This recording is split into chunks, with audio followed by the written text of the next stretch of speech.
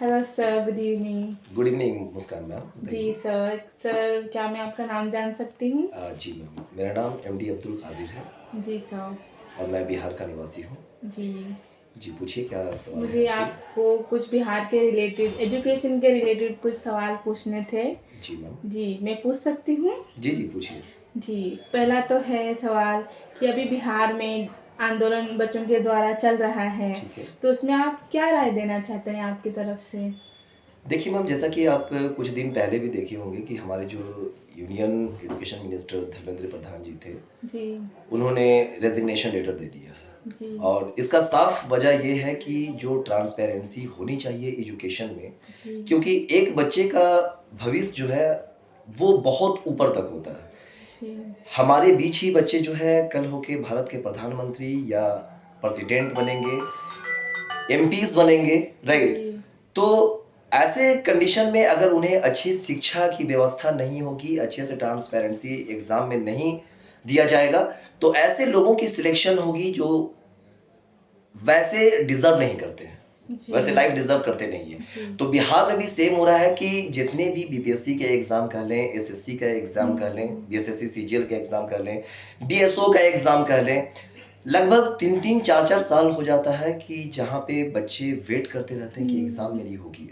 Form भरकर 4 साल हो गए, अभी तक उसकी एग्जाम का शेड्यूल तक नहीं आया, एग्जाम हो ही नहीं पा रही है। एग्जाम हो ही नहीं पा रहे हैं। इसकी वजह है कि कहीं ना कहीं जो हमारा एजुकेशन मिनिस्टर होता है, जैसे जी। अभी हमारे तिवारी जी हैं, ठीक है, जी। तो उन्हें ये सोचना चाहिए कि हम किस वेंडर को उठाएं ताकि मतलब जो है एग्जाम सही टाइम पे किया जाए। ट्रांसपेरेंसी मतलब होनी चाहिए। जी। तो ट्रांसपेरेंसी कैसे होगा मैम?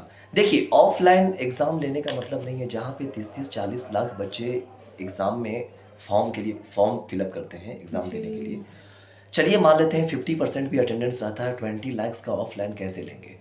आप कोई कार्बन कॉपी नहीं देते हैं कि हमारे बच्चे ने इतने क्वेश्चन अटेम्प्ट किए, राइट। तो ऐसे कंडीशन में ट्रांसपेरेंसी 100% नहीं रहता है, हमारा कहीं ना कहीं लैग हो जाता है। तो आप एक फेयर एग्जाम लेनी चाहिए कि आपको ऑनलाइन के माध्यम से, जैसे आप देखते हैं सर कि रेलवे के एग्जाम होता है या फिर सेंट्रल जो एसएससी एग्जाम होती है, वो लगभग 40-50 लाख 60 लाख बच्चे अपियर मतलब जो होते हैं ऑनलाइन एग्जाम में। जी। तो उसका मतलब जो है हम देख सकते हैं 4-5 दिन में आंसर शीट निकलता है, हम देख सकते हैं कि हमारा कौन सा मतलब जो है क्वेश्चन गलत हुआ था, ऑब्जेक्शन रेज कर सकते हैं। लेकिन बीपीएससी जैसे हमारे बिहार इतना अच्छा डेवलपिंग मतलब की जो है स्टेट है, लेकिन आज भी इतने ज्यादा पॉवर्टी मतलब जो है नीचे क्यों है? इसका वजह है कि अच्छी एजुकेशन नहीं मिल पा रही है, ट्रांसपेरेंसी नहीं है। और अगर नहीं हो पा रही है तो उसे एजुकेशन मिनिस्टर रहने का कोई हक नहीं है, क्योंकि हमारा भारत के संविधान ही ये कहता है कि एक जाहिल भी जो है वो एजुकेशन मिनिस्टर बन सकता है या मिनिस्टर बन सकता है, एमपी बन सकता है। तो खैर हम संविधान के या पे बात तो नहीं करेंगे, हम जस्ट अपने भविष्य के लिए लड़ाई करने का मेरा पूरा अधिकार है और हम लड़ना चाहते हैं कि नहीं सिर्फ ट्री 4 के लिए जो एग्जाम हो रहा है उसके लिए ही हम फाइट करें। और आपको जितना टफ, बहुत सारे हमारे टीचर जो है कह रहे हैं कि मेंस एग्जाम में रिटेन ये सब नहीं होना चाहिए। भाई आप प्रीलिम्स ले लो, आप मेंस के एग्जाम अच्छे से कंडक्ट करवा लो, जैसा क्वेश्चन सेट करना है, टफ क्वेश्चन करना है कर लो, लेकिन ट्रांसपेरेंसी होना बहुत जरूरी है। हम एग्जाम लिख कर आए तो 4 से 5 दिन के अंदर में हम अपने कॉपी को चेक कर सकते हैं कि हमने क्वेश्चन कहाँ पे गलत किया है, ठीक है। तो ये चीज तो पहला होना चाहिए जो मेरा। बाकी एग्जामों में होती है तो आप ट्रांसपेरेंसी चाहते हैं कि पूरा दिखाई दे कि Exactly. एग्जाम कब, शेड्यूल कब आया, फिर उनका रिजल्ट्स भी तुरंत आ जाए। Exactly. तो ये वहाँ पे नहीं हो पा रहा है। एग्जैक्टली मतलब जो है टाइम से पहले तो एग्जाम को लें, जी। कैसे कंडक्ट करना है वो चीज प्लान करें, ठीक है, कि ताकि हमारे गवर्नमेंट और जो जनता है उसके बीच में एक अच्छी कम्युनिकेशन। मैम देखिए, रिप्रेजेंटेटिव चुनता है एक हमारा डेमोक्रेसी कंट्री में, जनता के द्वारा ही रिप्रेजेंटेटिव चुना जाता है, तो आप उसके भरोसे को क्यों मतलब बर्बाद कर रहे हैं, है ना। आप उसके भरोसे के जीतने के लिए, और एजुकेशन जब किसी कंट्री में अच्छी एजुकेशन नहीं रहेगी, किसी स्टेट में अच्छी एजुकेशन नहीं रहेगी, वो कभी डेवलपिंग कंट्री हो ही नहीं सकता, डेवलप्ड कंट्री नहीं हो सकता है। इसीलिए अभी भी डेवलपिंग कंट्री कहला रहा है हमारा भारत। 2047 के बाद डेवलप नहीं है, जैसे यूएस वगैरह डेवलप्ड है, चाइना डेवलप्ड है, लेकिन हमारा मतलब जो है भारत डेवलपिंग कंट्री थम गया है। ठीक है। ठीक है, मैं दूसरा सवाल भी पूछूंगी जो भी ट्री फोर जो हमने पहले कहा, उसको लेकर काफी टीचर्स इस आंदोलन में भाग ले रहे हैं। क्या ये सही है? और सही है एग्जाम में जो दूसरे एग्जाम होने चाहिए थे, ट्रांसपेरेंसी के रिगार्डिंग आप क्या कहना चाहते हो उसके? देखिए मैडम, जैसा कि मैंने कुछ यूट्यूब पे मतलब देखा, बहुत लोग कंडेम कर रहे हैं कि ट्री फोर जो टीचर के लिए स्पेशली लिया जाता है वो मेंस नहीं होना चाहिए। मैं तो यही कहूँगा कि बिहार सरकार जो फैसला ली है इसके लिए बहुत अच्छा है, क्योंकि प्रीलिम्स और मेंस में खासकर लिखने के लिए प्रॉब्लम क्या आ रही है। आप एज एक फैकल्टी कल होकर बच्चे को पढ़ाएंगे, 9th के बच्चे को पढ़ा रहा है, 10th के बच्चे को पढ़ा रहा है, 11th बच्चे को पढ़ा रहा है, 12th का, जिसका एक बढ़िया मतलब जो है फैकल्टी का होना ज़रूरी है। उसके पास सिर्फ मल्टीपल चॉइस क्वेश्चन को एलिमिनेशन करने की तरीका ही नहीं मालूम हो, बल्कि सब्जेक्टिव उसको लिखने की एबिलिटी मालूम होना चाहिए कि बच्चे को हमें पढ़ाना कैसे है। तो एटलीस्ट कम से कम एक शिक्षक आप बनने जा रहे हैं, उसके लिए मेंस तो ठीक है, लेकिन टीचर क्या कर रहा है कि उसकी किताबें कैसे बिकेगी। बहुत सारे मल्टीपल चॉइस क्वेश्चन को लेके चले आते हैं कि बच्चा बस इसको रट्टा मार लो। तो ये कहीं ना कहीं मतलब जो है हमको लगता है कि बिहार सरकार द्वारा लिया गया निर्णय जो है ये अच्छा है, ठीक है। जैसे मैं कुछ दिन पहले एईडीओ का एग्जाम दिया था मैडम, मैंने एग्जाम देकर आया, ठीक है, अच्छे नंबर भी आ रहे थे, मेरा 143 नंबर आ रहा था। और ये पहली बार ऐसा हुआ कि क्वेश्चन का लेवल बहुत ही ज़्यादा डिफिकल्ट और यूपीएससी लेवल तक लेके गया है। तो 2 दिन के बाद मतलब कि जो 2 दिन के बाद हमारे जो है एग्ज़ाम को कैंसिल कर दिया गया, राइट। 2 दिन के बाद एग्ज़ाम को कैंसिल कर दिया गया। तो कहीं ना कहीं निराशाजनक मतलब जो है हमारे अंदर भी ये बात आया, विचार आया कि इसको लेकर लगभग मतलब जो है 8 से 10 लाख बच्चे प्रभावित हुए, है ना। तो ये चीज़ें सिर्फ ट्री 4 के लिए नहीं, आप बीएसएससी सीजीएल के लिए कर सकते हो, बीएसएफ के लिए कर सकते हो।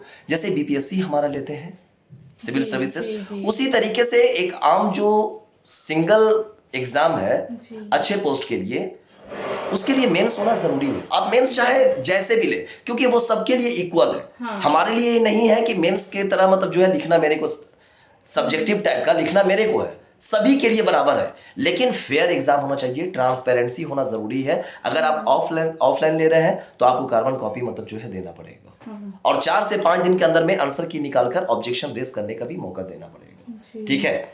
तो इसके लिए मैं बिहार सरकार को जो है धन्यवाद देता हूं कि उन्होंने मेंस जैसी क्राइटेरिया को फुलफिल कराया। और मैं तो ये भी कहूंगा कि बीएड ही क्यों मतलब कि जो है बच्चे एग्जाम देंगे, क्यों बीटेक वाले नहीं एग्जाम दे सकते हैं? क्योंकि एक टेक्निकल बैकग्राउंड के बच्चे को लीजिए ना जी, आपको एजुकेशन सही करना है ना। आप बिहार के एजुकेशन को मतलब जो है सही बना रहे हैं, उसके लिए टेक्निकल बंदा को लाइए। जैसे एईडीओ के लिए मतलब आपने दिया कि ग्रेजुएट होना चाहिए, है ना।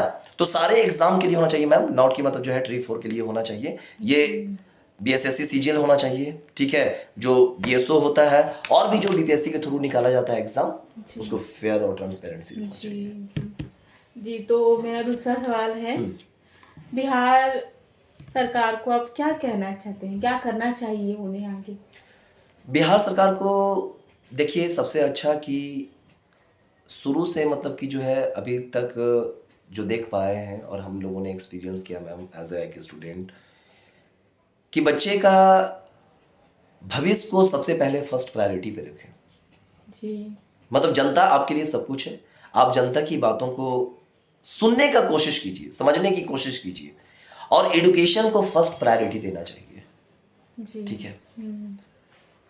तो आप जिस भी एग्जाम लेने वाले टेंडर्स दे रहे हैं, जो एग्जाम हमारा कंडक्ट करवाते हैं जी, उनको डायरेक्टली इस बात से अवगत करवाइए कि एग्जाम में अगर कुछ भी मिस्टेक्स होती है तो दोबारा आपको मतलब जो है टेंडर्स बिहार सरकार द्वारा नहीं दिया जाएगा जी। और ऑनलाइन करानी चाहिए, ऑनलाइन में कहीं से भी प्रॉब्लम्स नहीं होती है, ठीक है। और एग्जाम को सही टाइम पे, अगर फॉर्म आप किसी चीज़ के लिए ले रहे हैं, उसकी प्रीलिम्स मेंस एग्जामिनेशन सारा कुछ जो है 6 से 7 मंथ्स के अंदर कंप्लीट हो जाए, ताकि बच्चों में एक्साइटमेंट बना रहे मैम। पढ़ने की जो तरीका है वो इंसान कंटिन्यूस रखे, है ना। डिसकंटिन्यूस कब होता है? जब बच्चे 3 साल 4 साल से पेपर को फॉर्म मतलब जो है डाले हुए रखते हैं, उसकी एग्जाम मतलब जो है नहीं आती है। ऐसे में खौफ खत्म करके वही बच्चा जो है बाहर में बेरोजगार बन के जाता है कमाने के लिए। या बेरोजगार बनकर घर बैठ जाता है। आज लोग कहते हैं ना कि हमारे बिहार से लोग मतलब जो इतना गरीब क्यों है। आज बिहार में हमारे मतलब बिहार से ज़्यादा गुजरात में देख लीजिए मैडम, मुंबई में देख लीजिए कि बिहारी लोग जाकर पहुंचा हुआ है। क्यों है? क्योंकि आप सही से फेयर एग्जाम नहीं ले रहे, और नहीं तो फिर एकदम 100% आपसे नहीं हो रहा है। और कहीं भी अगर ट्रांसपेरेंसी में लैक हो रहा है, एग्जाम कंडक्ट अच्छे से नहीं करवा पा रहे हैं आप, ठीक है, ये जनता और बच्चे मतलब जो है मार खा रहे हैं, सड़कों पे उतरना पड़ रहा है, दैट मीन्स आपकी मिनिस्ट्री से फेल्यूर है, आप उसके लायक बिल्कुल नहीं है। एकदम 100% अपने आप को मान लीजिए कि इसके लिए आंदोलन करने की जरूरत नहीं है। ये सेल्फ मतलब की जो है सम्मान की बात है। आपको बेशरम नहीं बनना है, आपको खुद से रिजाइन कर देना चाहिए, खुद से रिजाइन कर देना चाहिए। तो ये चीज उम्मीद करता हूं कि होनी चाहिए मैडम। ट्रांसपेरेंसी को मेंटेन करने के लिए ऑनलाइन कंडक्ट करना चाहिए, एग्जाम को सही टाइम पे होना ये मिनिस्ट्री के हाथ में होता है। आप किसी तरीके से मतलब जो है इस पे ज्यादा ध्यान दें। जी, आपकी आवाज़ हम पहुंचाएंगे जी। आपको बहुत बहुत धन्यवाद कि आपने इतना अच्छा बोला। Thank you madam, thank you so sir. Much.